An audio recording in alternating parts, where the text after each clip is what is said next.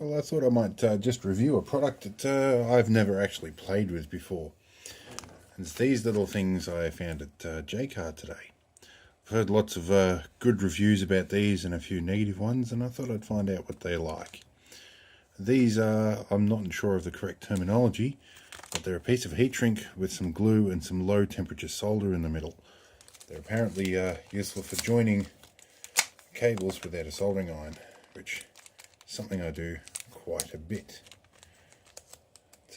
I have got some tricks with a cigarette lighter, but thought these might provide a neater finish. So let's have a look here. We've got one of these guys. I have some cable which is probably far too small for these, but it's just what I had laying around. I don't have my automatic wire stripper, so I'm going to use my nice little sharp flush cutters for the job on this little piece of figure 8 wire, and we'll separate that up, give a bit of a twist. Alright, so apparently what we can do here is we can do an inline splice like this, which I probably didn't create enough of a join, but let's see, and then we can thread this on. That's the problem with twisting that way, is that things don't often join the way one would hope. But let's see how we go here. I might use a little bit of my famous blue tack to hold things in position whilst I get this organised. So yes, obviously far too big for the job, but let's see how this works. I might have to reposition so we can see exactly what I'm doing here. So I'm told, this is the first time I've ever used one of these, so I'm learning as you guys do.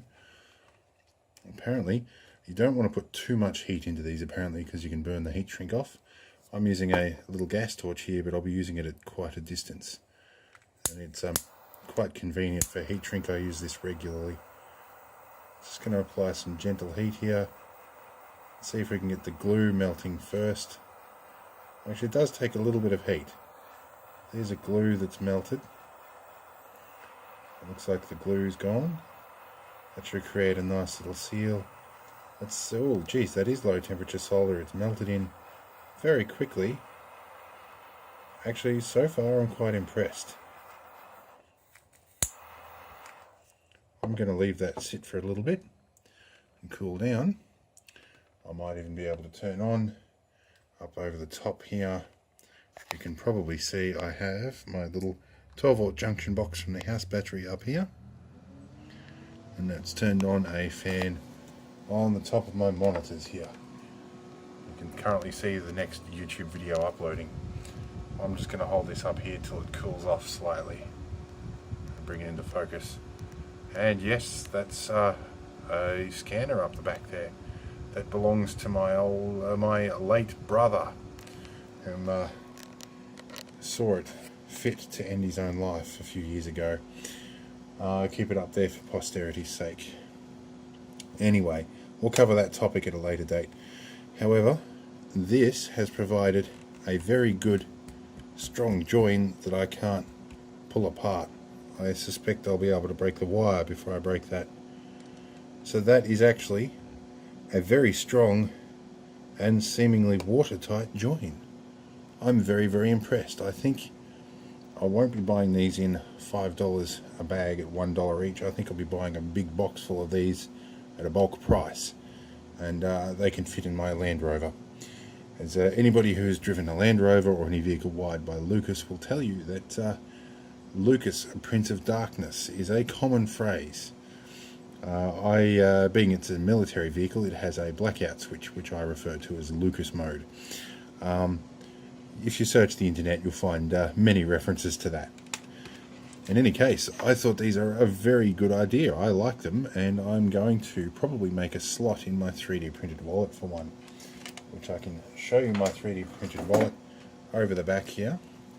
I'm just firstly going to remove some incriminating cards out of my wallet. So this is my 3D printed wallet, less the cards. The top slides on and off. You can find this on Thingiverse for free as well. And I have all my gadgets in here, including my wedding ring. There's a SD card reader here. There's a touch dimmable USB lamp. I've got a 64 gig USB memory stick. I have a USB-C to micro B converter. Then I have a standard USB to USB-C adapter. Got my wedding ring because I do lots of risky things and I don't want to lose my fingers, but I carry it with me always. I have a USB-C to USB memory stick, a 128 gig micro memory stick. I have a standard USB to micro B adapter. I have an NFC tag with some interesting coding on that, and room for several SD cards. I have a custom little piece of wire here for resetting things, and the obligatory floss pick, which is handy. So a mate of mine got me started on those, and he's also a subscriber here too. In any case, I'm going to move on to the next video. I hope you enjoyed this one.